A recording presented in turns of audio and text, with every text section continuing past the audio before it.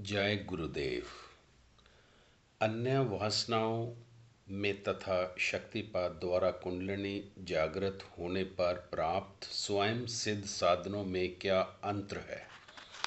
गुरु महाराज, अन्य साधनाओं में तथा शक्तिपात द्वारा कुंडलिनी जागृत होने पर प्राप्त स्वयं सिद्ध साधनों में ये अंतर होता है कि पूजा पाठ, जप तप, कथा कीर्तन, पठन पाठन तथा उपासना व हठ योग के आसन प्राणायाम आदि सभी में कृत्याभिमान बना रहता है, किंतु शक्तिपात द्वारा कुंडलिनी शक्ति जागृत होने के उपरांत साधना स्वयं सिद्ध हो जाती है।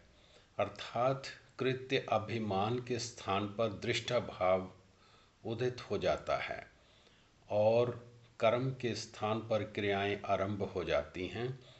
कर्म और क्रिया में यह अंतर है कि कर्म में प्रयत्न और कृत्य अभिमान बना रहता है, जबकि क्रिया अपने आप बिना किसी प्रयत्न और पुरुषार्थ के संपन्न होती है।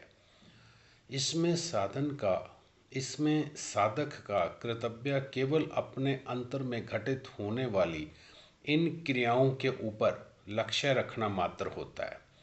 ये क्रियाएं शक्ति जागृत होने के उपरांत चित्त में संचित संस्कारों के आधार पर होती हैं।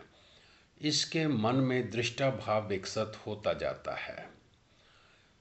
इस दृष्टा भाव की उपलब्धि साधक की एक महान संपन्नता है, क्योंकि अनुभव के स्तर पर उसे अपने शरीर से भिन्न एवं मन से स्वतंत्र क्रिया शक्ति की क्रियाओं का घटित होना आरंभ हो जाता है। ये दृष्टा भाव पूजा पाठ, जप तप, पठन पाठन आदि से प्राप्त करना आसान नहीं। भावनात्मक अथवा विचारात्मक स्तर पर क्षण मात्र के लिए चाहे साधक अपने दृष्टा भाव का उदय कर ले, किंतु उसमें स्वभावतः तो शक्ति के अंतर्मुखी जागृति एवं क्रियाशील होने के अनुभवों के प्राप्त हो जाने पर ही आता है। वास्तव में इन सभी साधनाओं उपासनाओं का फल शक्ति की जागृति ही है। अतः शक्ति जागृति के उपरांत प्राप्त स्वयं सिद्ध साधन एवं साधनाओं उपासनाओं की अपेक्षा उच्च स्तर का है। परंतु इस साधन को स्वयं सिद्ध साधन क्यों कहा जाता है?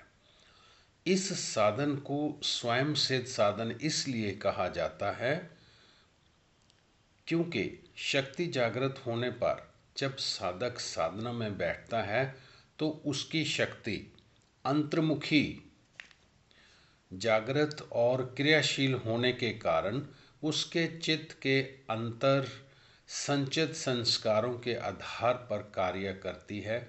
शक्ति बिना कार्य के नहीं रह सकती।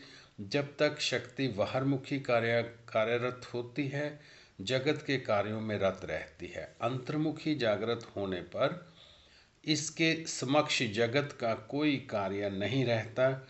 जब साधक साधन कक्ष में बैठकर दरवाज़ा बंद कर लेता है, बत्ती बुझा देता है, नेत्र बंद कर लेता है, तब शक्ति क्या करे?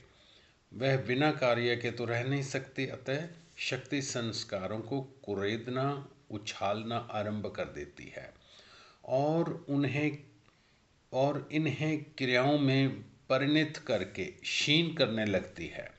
उस समय साधक अपने शरीर, इंद्रियां, मन और बुद्धि के अनुसार अनेक प्रकार की ऐसी क्रियाएं अनुभव करता है जिसमें उसका किसी भी प्रकार का कर्ता का भाव नहीं होता। वह अपने शरीर को रोता, हंसता, गाता, कांपता, झूमता पाता है। वह यह भी प्रयत्न अनुभव करता है कि ये क्रियाएं वह नहीं कर रहा है, अपितु वास्तव में एक अन्य शक्ति ही इन सब के लिए उत्तरदायी है। इसलिए शक्ति जागृति के उपरांत इस साधन को स्वयं सिद्ध साधन कहते हैं। जय गुरुदेव।